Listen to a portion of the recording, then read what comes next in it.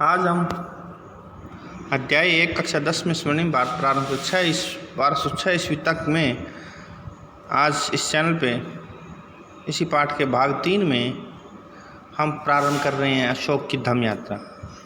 धम्म यात्रा से पूर्व दूसरे राजा विहार यात्राएं करते थे, जिसमें वो पशुओं का शिकार करते, लेकिन अब विहार यात्रा के स्थान पर सम्राट अशोक ने धम्म यात्रा की शुरुआत की। समझना यही है कि विहार यात्राएं और धम्म यात्रा में अंतर क्या है। तो विहार यात्राएं शिकार करने के उद्देश्य से राजाओं द्वारा की जाती थी, लेकिन अशोक ने इनमें परिवर्तन करते हुए कलिंग युद्ध के बाद धम्म अपने जीवन जीने के नैतिक आचरण के प्रचार प्रसार के लिए विहार यात्रा के स्थान पर धम्म यात्रा का प्रारंभ करवाया। तो आ सकता है कि धम्म यात्रा किसे कहते हैं, कब शुरुआत हुई, तो सम्राट अशोक के समय कलिंग युद्ध के बाद धम्म यात्रा का प्रारंभ होता है। अब आगे बढ़ते हैं।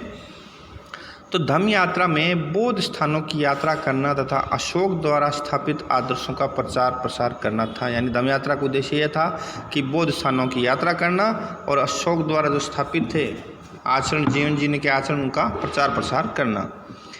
अनुसंधान क्या था? सम्राट अशोक के शासनकाल में राज्य के कर्मचारियों, प्रादेशिकों, राजूकों तथा युक्तकों को प्रत्येक 5 वर्ष बाद धर्म के प्रचार हेतु यात्रा पर भेजा जाता था। इसे ही अशोक के शासनकाल में अनुसंधान कहा जाता था। यानी प्रादेशिक राजूकों और युक्तकों को प्रत्येक 5 वर्ष पश्चात अपने अशोक के शासनकाल में प्रत्येक 5 वर्ष के पश्चात, यानी किन किन को? प्रादेशिकों, राजूकों, युक्तकों को प्रत्येक 5 वर्ष पश्चात धर्म के प्रचार हेतु, यानी बौद्ध धर्म के प्रचार हेतु दूर दूर यात्राओं पर भेजा जाता था। उसी को अशोक के शासनकाल में क्या कहा गया? अनुसंधान। अनुसंधान किसे कहते हैं, ये आपकी समझ में आ गया होगा, उम्मीद करता हूँ। बड़ा ही आसान है कि प्रादेशिकों, राजूकों और युक्तों को प्रत्येक 5 वर्ष बाद धर्म यात्रा पर भेजा जाना अनुसंधान कहलाता था। अब आगे देखते हैं। तो धम्म महामात्र किसे कहते थे? अशोक के राज्याभिषेक के 13वें वर्ष में धम्म महामात्रों की नियुक्ति की गई। यानी जो उसके नैतिक आचरणों का प्रचार प्रसार करते थे वो धम्म महामात्र कहलाए। धम्म महामात्र के कार्य क्या थे? 1. जनता में धम्म का प्रचार प्रसार करना। 2. लोगों को लोक कल्याण कार्यों हेतु प्रेरित करना। 3. दानशीलता हेतु लोगों को प्रेरित करना। 4. कारावास से कैदियों की सज़ा कम करवाना या उन्हें मुक्त करवाना। 5वां कैदियों के घर वालों की आर्थिक सहायता करना। यानी ये धम्म महामात्र के कार्य हैं। जैसे जनता में धम्म का प्रचार प्रसार करना, लोगों के लोक कल्याण हेतु कार्य करना, दानशीलता को बढ़ावा देना, प्रेरित करना उसके लिए, कारावास में कैदियों की सज़ा कम करवाना या मुक्त करवाना, और कैदियों के घर वालों की आर्थिक सहायता करना। ये धम्म महामात्र के प्रमुख कार्य थे। इन कार्यों को आप ध्यान से देखेंगे। 1, 2, 3, 4, 5 कार्य हैं। तो 5 कार्यों को उम्मीद करता हूँ समझ में आ गए होंगे। 5 कार्य हैं, एक बार देख ले ध्यान से। अब आगे बढ़ते हैं।